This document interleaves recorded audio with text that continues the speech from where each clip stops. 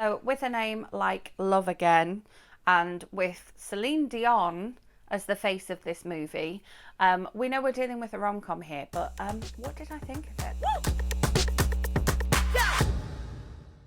Welcome back, or if you're new here, welcome. My name is Katrina and I make bookish content here on this channel every week, and then movie reviews just like this one here at the weekend.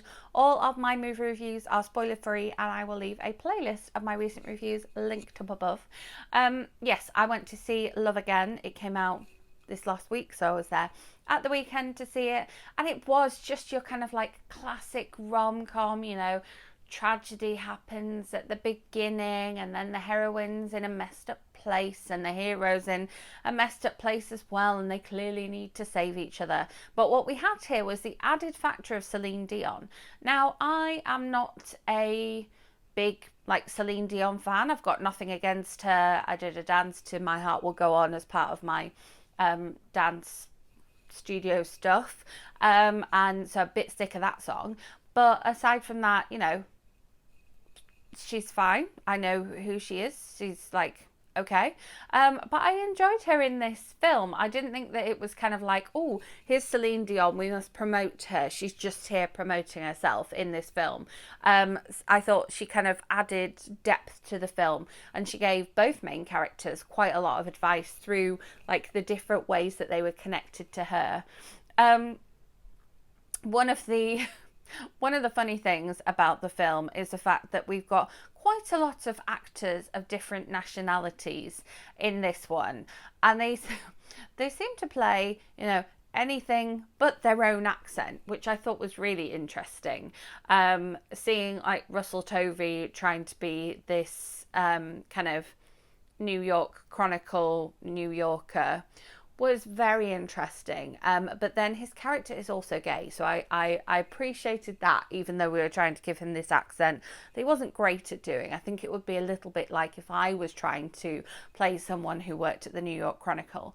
But that was a little bit on the interesting side. And then we just had all your kind of like classic rom-com cliches. But if you haven't seen my movie review of 80 for Brady, I'll leave it linked up above. When I went to see that one, I saw it after school, and I was having a long week and I was tired, and it was just what I needed. It made me laugh, and it was just, the right amount of cliche, and was just simple and easygoing and just what I needed at the time. And I think that despite all embracing the rom-com cliches in this one is just like, classic rom-com. Like, so there's some sort of like crossed wires in here, there's some reasons why things shouldn't get together, there's a little bit of deception, and then you have kind of like slightly non-traditional roles for both of the characters. So most of the sort of romance rom-com cliches were in there, and you kind of, you've just got to lean into it and enjoy them. But then there were some moments where they were like, ooh, let's have them playing basketball now, or that film with Jonah Hill where they liked shoes, that works, so let's have them like shoes, and kind of swap stories about shoes. And in that Jojo Moyes adaptation, they liked a bit of opera, let's do that. Remembering Pretty Woman, when they went to, let's put them at the opera. And it was like, okay, like everybody can have lots of ideas, but they just decided that everyone was going to get to use all of their ideas in this film. And so sometimes it did feel like this scene's just here for the sake of making this happen in this scene, and it's got no connection to the plot line, because there's a whole thing about knowing what a person's really like if you play basketball with them. But then we briefly got to see them playing basketball, and then there wasn't really a conclusion as to what they were like based on how well they played basketball. And then there's a whole thing with like a work phone versus, somebody's old number. I'm so intrigued to know who's like got my old numbers from. I know my dad's got my very first old number, but like the then next old number and the one after that, who's using them? It's very interesting. but I felt like there could have been a little bit more done about that. And then they kind of like the friends and family side of it, they could have been more developed if we hadn't spent so much time going, oh, now we're going to have them be in the snow, and now we're going to have them like eat somewhere. Like, it would have been nice to have a little bit more to do with the side characters, as opposed to we need to put more scenes of them doing this in because one of the writers thought that this would be a good thing. So that's an interesting one. And then the Celine Dion connection is fairly tentative. But as I say, I quite appreciated the advice that she gave the characters.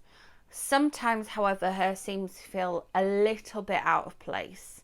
So you know how in the third of the new Star Wars movies, they had to use footage they already had of Princess Leia, because obviously Carrie Fisher had died. Sometimes it felt like, okay, so we've got this scene with Celine Dion and we filmed it discreetly and now we have to fit it into the movie. It did sometimes feel a little bit like that. However, I had a nice time. I laughed. I cried a very little bit, not much, a little bit, but I laughed more than once, and the whole theatre laughed more than once. And so I enjoyed it. Should you pay your cinema going money to go and see this one? No, I don't think you should. There are a lot of big summer releases coming up that you should save your cinema going money for, in my opinion. Is this one, when it comes to streaming, you should stream at home? Yeah, it's cute, it's harmless, it's just a nice time. It wasn't overly long, there was moments that made me laugh, and so yeah, it's definitely worth a watch. Not cinema worthy though. So there you have it. As always, if there is a particular movie you would like me to go and watch this week and bring my thoughts to you here next week, do let me know in comments. If you enjoyed this one, give it a thumbs up. Make sure you're subscribed and hit that notification bell so you don't miss out on my bookish content in the week. And I will see you with my next video. Thanks for watching.